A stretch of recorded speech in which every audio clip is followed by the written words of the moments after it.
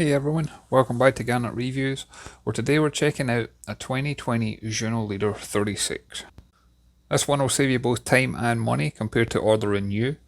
When this one was new, she had $150,000 worth of optional extras included.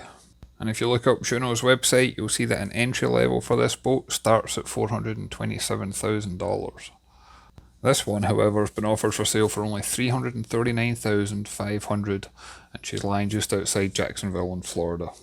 As you'll see from this video, she's well maintained. There's not a puff of smoke as you see the boat under power here. The engines have just over 600 hours on the clock. And because the boat is new, there's a lot of warranty packages that come with it, including the engine major components being under warranty until 2024. And Jeanneau will give you a 7-year structural warranty as well. I love that you can use this one all year round. You can slide that hardtop roof open, you can take the canopies down, you get a great open boat experience, but you can also close that all up and you've got heat running, or you can have the AC running. There's plenty of room, luxury accommodation down below. This one could also be used for the great loop when you want to stay on board for long periods of time, and also notice that low air draft, where you don't have to worry about any bridge clearance issues. So to begin with, we've got the canopy enclosed. And these can actually be rolled up and they can fasten at the top, and that way you don't have to worry about removing them, but you can also remove it as well, which we've done in this video too. At the stern of the boat, we've got a large bathing platform. I like the access points if you were swimming or diving. I like that it's got cleats in place if you wanted to tie up your tender to it. You got a hot and cold shower, and that way you can rinse off before stepping inside the boat.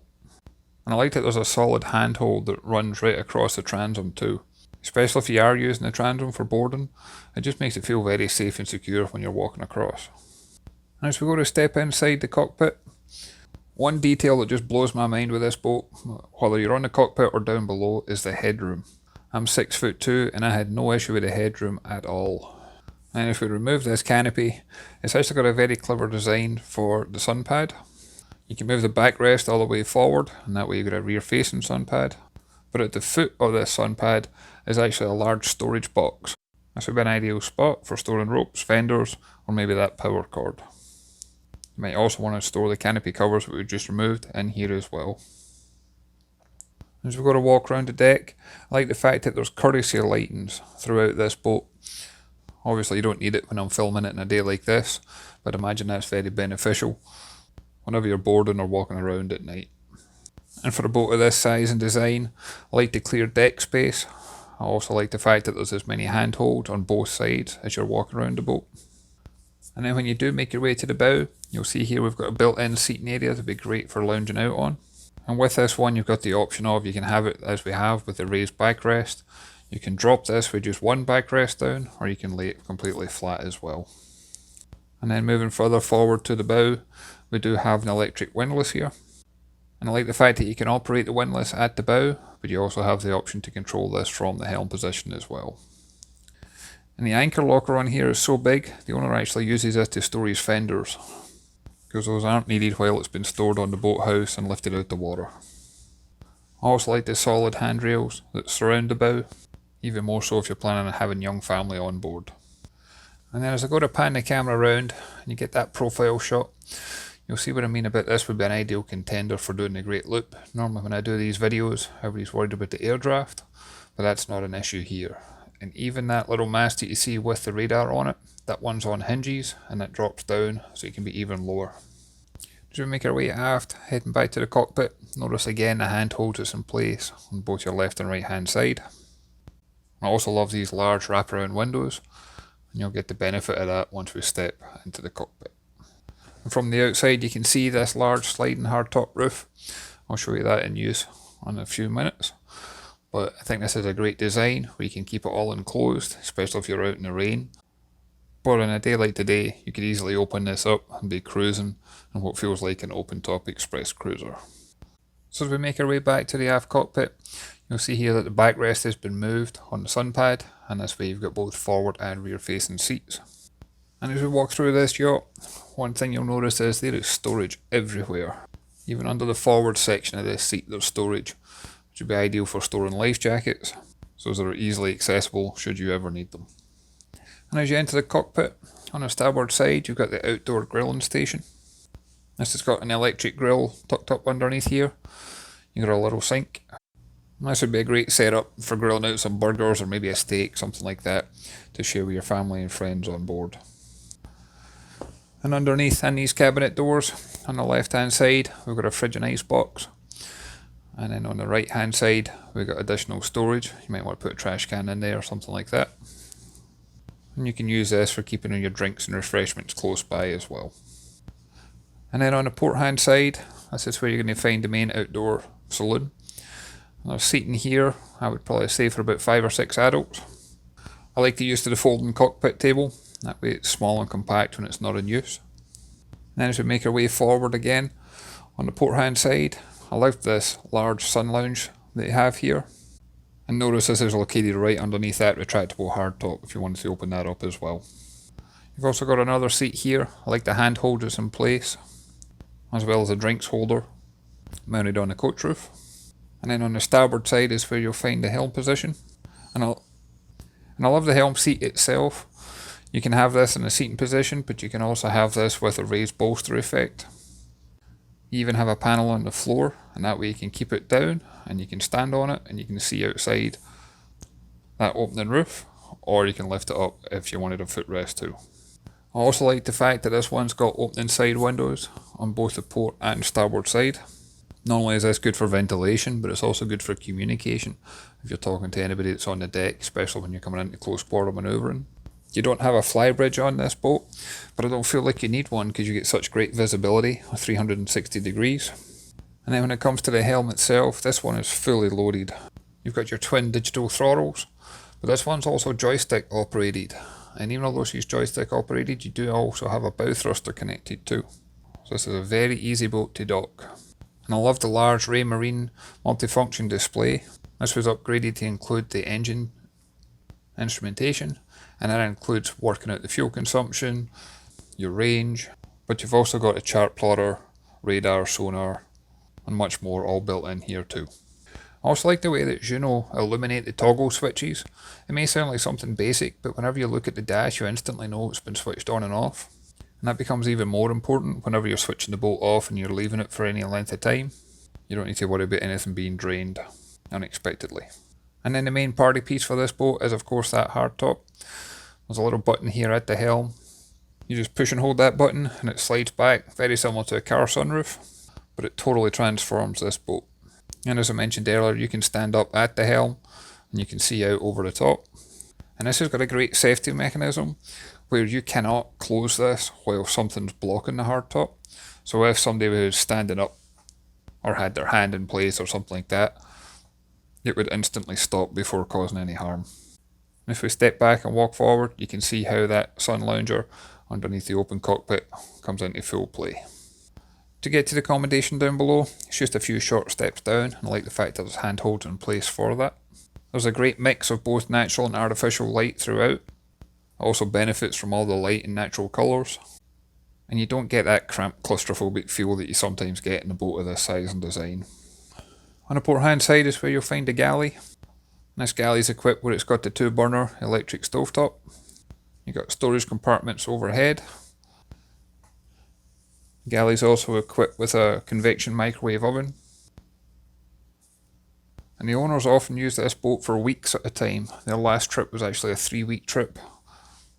And it just feels like a very comfortable, capable cruiser where you can spend long periods of time on board. Here we see we've got a deep stainless steel sink.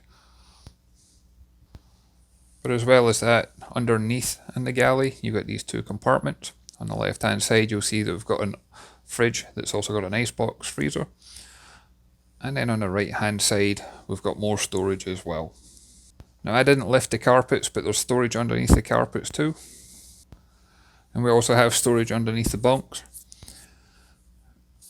And as you see, as we pan round and head towards the master cabin forward, you got more drawers on the port hand side. You've also got the hanging locker space. And this one's got a shelf overhead too. You might want to use that for shoes or something like that. And I like how all the drawers and lockers and cabinets, they all open and close with a push button or lock effect. So if you ever are on heavy seas, you don't need to worry about anything opening and falling out or getting damaged. And here we've also got a saloon and dining area down below. This would be great if you wanted some extra privacy. You've also got full air conditioning down here too. And standing where I'm at now, as I said, I'm 6'2" and I've got plenty of headroom even this far forward in the boat. And for entertainment, this one does have a large smart TV mounted on the bulkhead. And I love the visibility you get laying on this berth. Imagine waking up in a quiet anchored bay. You can see the sunrise, or if you wanted to when you're going to bed, you can see the sunset. And these have small opening portholes on them. But there's also a hatch overhead. And I like the fact that this hatch has got the effect where you can close it for the blind for privacy, but it's also got like a kind of mesh blind, that way you can have the hatch open, but you don't need to worry about any of the bugs coming in. And speaking of privacy, this one's got a unique feature where it's got a sliding hard door that you can close off, and that way it keeps the two cabins separate. Most boats of this size and design, it's normally a curtain that you would have separating the cabins, but this one just gives you that extra security, extra privacy, and the door can lock in place either open or closed, so you don't need to worry about it sliding when the boat's underway. And on the starboard side, that's where you'll find a heads compartment on board. I was really impressed with the way that they've utilised the space for this heads compartment. I also like some of the upgraded features where they didn't go for just a standard sink, it's actually got something that's got more of an appearance to it. There's plenty of room for your toiletries and personal belongings. Plenty of headroom for actually using the shower. And then you've also got this ability where you can drop down over the top of the toilet seat. And that way you've got a seat here if you wanted to for when you're using the shower too. And this one comes with 42 gallon freshwater capacity. So there's plenty of water in there for you to enjoy that shower. There's also an auxiliary water tank underneath that forward berth. And then as we head out of the heads compartment, one design element for this boat which you might not have been expecting is it's actually got a second cabin. And this is basically underneath the helm position. But if we step in here, it's got a settee berth. And standing at this point, again, there's no problem with the headroom. There's plenty of natural and artificial light in here. And then they've got clever use for the bed itself. As you see here, it's a large, I believe, queen size berth, but it's got infill cushions that's down the middle, so you can remove these, and then you've got two twin beds instead. So it gives you more options to use as a guest cabin. You also have plenty of storage in this cabin. You get a hanging locker space. You've also got storage underneath the bed itself. And again, everything firmly opens and closes and stays locked in position when not in use. And I noticed this cabin's also got a lot of power outlets.